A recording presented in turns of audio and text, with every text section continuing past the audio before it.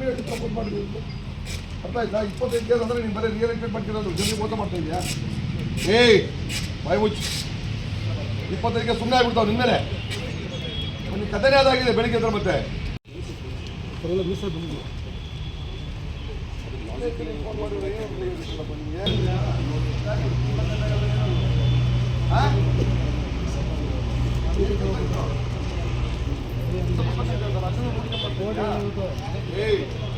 ಸ್ವಲ್ಪ ಬಸ್ತು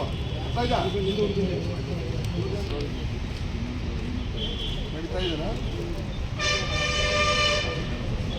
ಏನು ಕೆಲಸ ಮಾಡ್ತಿದ್ಯಾ?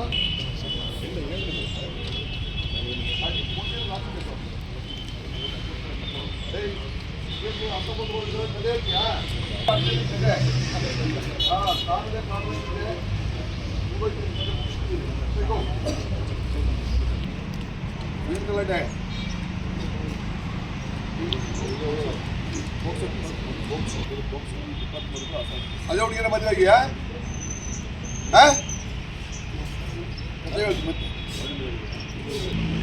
ಅದ್ಯಾಕೆ ಅದೆಲ್ಲ ನಾಳೆ ಕ್ಲಿಯರ್ ಮುಂಚೆ ಅರ್ಥ ಆಯ್ತಾ? ಮತ್ತೆ ಇನ್ನೇನು ಪ್ಲಾನ್ ಮಾಡಿದ್ಯಾ? ಇಲ್ಲ ಏನು ಪೊಲೀಸ್ ಮಾಡೋದು ಅದು ಮಾಡೋದು ಈ ಕತೆ ಮಾಡಿದ್ರೆ ಮತ್ತೆ ಗಡಿಪಾರು ಮತ್ತು ಗೂಂಡ ಆ್ಯಕ್ಟ್ ಎಲ್ಲ ಆಗ್ತದೆ. ಅರ್ಥ ಆಯ್ತಾ? ಕರೆಕ್ಟಾಗಿ ಇಷ್ಟು ಜನ ಇರಲಿ, ಬೇರೆ ಬೇರೆ ತೊಗೊಳ್ರಿ. ಏನಾದ್ರು ಆಬ್ಸೆಂಟ್ ರಿಪೋರ್ಟು ಕೊಟ್ಟಿಲ್ಲ. ಈ ಸ್ಟೇಷನ್ನಿಂದ ಆಬ್ಸೆಂಟ್ ರಿಪೋರ್ಟ್ ಕೊಡಬೇಕು. ಎಲ್ಲರದು ವಿಚಾರಣೆ ಮಾಡಿದ್ದೀವಿ. ಈಗ ಕೊನೆ 10 ವರ್ಷಕ್ಕೆ ನಾವು ಇಲ್ಲೇ ಇನ್ಸ್ಪೆಕ್ಟರ್ಗಳಿಗೆ ಹೇಳಿದ್ವಿ, ಅದನ್ನು ರೆಡಿ ಮಾಡಿ ಕ್ಲೋಸ್ ಮಾಡಿಸ್ತೀವಿ. ಸದ್ನಡತೆಯಿಂದ ಇರೋರಿಗೆ ಯಾರು ಮತ್ತೆ ಜಮೀನು ಕೇಸ್ಗಳಲ್ಲಿ ಇನ್ವಾಲ್ವ್ ಆಗೋದು, ಸಿವಿಲ್ ಮ್ಯಾಟರ್ಗಳಲ್ಲಿ ಇನ್ವಾಲ್ವ್ ಆಗೋದು, ರಿಯಲ್ ಎಸ್ಟೇಟಲ್ಲಿ ಇನ್ವಾಲ್ವ್ ಆಗಿ ಜನರಿಗೆ ನಿಮ್ಮ ಬೀಟಲ್ಲಿ ಮನೆ ಮನೆ ಕಾರ್ಯಕ್ರಮಕ್ಕೆ ಹೋದಾಗ ಅಲ್ಲಿನೂ ಮಾಹಿತಿ ಸಂಗ್ರಹಿಸಿ ಬಂದು ಅವರು ಬುಕ್ಕದಲ್ಲಿ ಎಂಟ್ರಿ ಮಾಡಬೇಕಾಗ್ತದೆ. ಸೊ ಈಗ ಇತ್ತೀಚೆಗೆ ಯಾರ್ಯಾರು ಹೊಸ ಫೋಟೋಗಳೇ ಇಲ್ವೋ ಅಂಥವ್ರು ಫೋಟೋ ತಕ್ಕೊಳ್ಳಿ. ಯಾರು ಆಬ್ಸೆಂಟ್ ಆಗಿದ್ದಾರೋ ಮತ್ತೆ ನೆಕ್ಸ್ಟ್ ವೀಕ್ ಅವ್ರನ್ನೂ ಕಾಲ್ ಮಾಡ್ತೀವಿ. ಎನ್ಕ್ವೈರಿಗೋಸ್ಕರ ಕರೆಸಿದ್ದೀವಿ.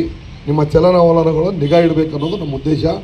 ನಿಮ್ಮಿಂದ ಸಮಾಜಕ್ಕೆ ತೊಂದರೆ ಆಗಬಾರ್ದು, ಜನ ನೆಮ್ಮದಿಯಾಗಿರಬೇಕು ಅಂತಂದರೆ ನಿಮ್ಮ ಮೇಲೆ ನಾವು ಕಂಪಲ್ಸರಿ ವಾಚ್ ಇಡಲೇಬೇಕಾದ ಅನಿವಾರ್ಯತೆ ಇದೆ.